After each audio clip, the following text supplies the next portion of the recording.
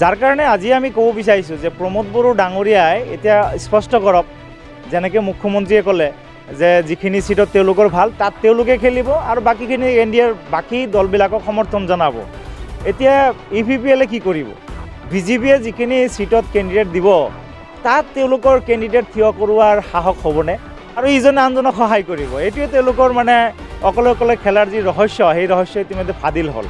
আমি সংবাদ মাধ্যমৰ জৰিয়তে দেখিবলৈ পাইছোঁ যে মাননীয় মুখ্যমন্ত্ৰী মহোদয়ে ইতিমধ্যে ঘোষণা কৰিছে যে BTCৰ যি নিৰ্বাচন, সেই নিৰ্বাচনত BJP দলে অকলে তেওঁলোকে প্ৰতিদ্বন্দ্বিতা কৰিব আৰু যিখিনি ছিটত তেওঁলোকৰ ভাল তাতহে তেখেতসকলে প্ৰতিদ্বন্দ্বিতা কৰিব আৰু বাকী যিখিনি ছিটত BJPৰ ভাল নহয়, অলপ দুৰ্বল, সেইবিলাক ছিটত তেওঁলোকে NDAক সমৰ্থন জনাব। এতিয়া NDAত কোন আছে? আপোনালোক সকলোৱে জানে NDAত UPPL আছে, NDAত AGP আছে, গতিকে তেওঁলোকক সমৰ্থন জনাব।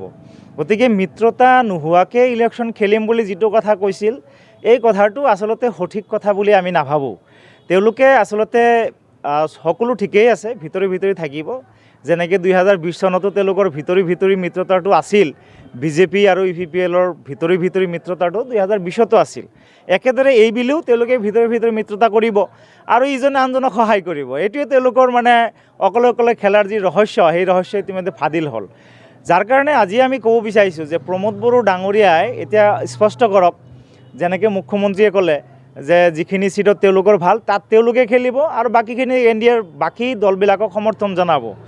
এতিয়া UPPLে কি কৰিব? BJPয়ে যিখিনি ছিটত কেণ্ডিডেট দিব তাত তেওঁলোকৰ কেণ্ডিডেট থিয় কৰোৱাৰ সাহস হ'বনে? BJPৰ কেণ্ডিডেট প্ৰাৰ্থীৰ বিৰুদ্ধে UPPL দলৰ প্ৰাৰ্থী থিয় কৰোৱাৰ সাহস UPPL দলৰ বা প্ৰমোদ বড়ো ডাঙৰীয়াৰ আছেনে? সেই কথাখিনি স্পষ্ট কৰিব লাগে। এতিয়া চাওক, কিমান দিনৰ পৰা এই বিষয়খিনি আলোচনা বিলোচনা চলি আছে, কিন্তু আমি দেখিবলৈ পাইছোঁ যে প্ৰমোদ বড়ো ডাঙৰীয়াই নিৰ্বাচনক কেনেকৈ পিছুৱাই লৈ যাব পাৰি সেইখিনিহে তেখেতে আচলতে আশা কৰি আছে, সেইখিনি পৰিকল্পনাত তেওঁ ব্যস্ত হৈ আছে। এতিয়া তেখেতে প্ৰেছ মিট দি কয় বোলে ডিচেম্বৰত চৰকাৰ গঠন হৈছিলে, গতিকে ডিচেম্বৰলৈকে চৰকাৰ থাকিব। ইফালে মুখ্যমন্ত্ৰীয়ে কয় আমাৰ ছেপ্টেম্বৰ মাহতেই ইলেকশ্যন অনুষ্ঠিত হ'ব।